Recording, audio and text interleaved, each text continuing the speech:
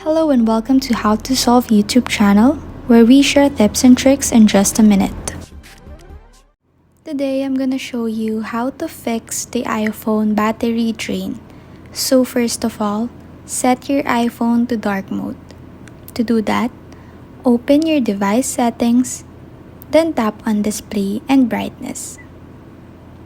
Then set the dark mode option.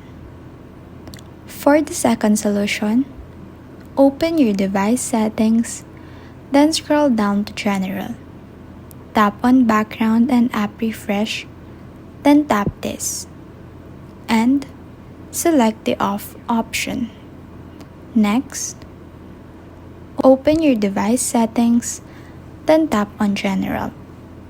Scroll down to Transfer or Reset iPhone. Tap Reset, then tap Reset All Settings. Enter your passcode to confirm, then reset all settings. Next is to make sure to turn on low power mode. To do that, open your device settings, then scroll down to battery. Make sure that the low power mode is on, and hopefully this will fix the issue. Please like and subscribe for more content, and also don't forget to click on the notification bell so you'll be notified whenever we post a new video. We'll see you next time.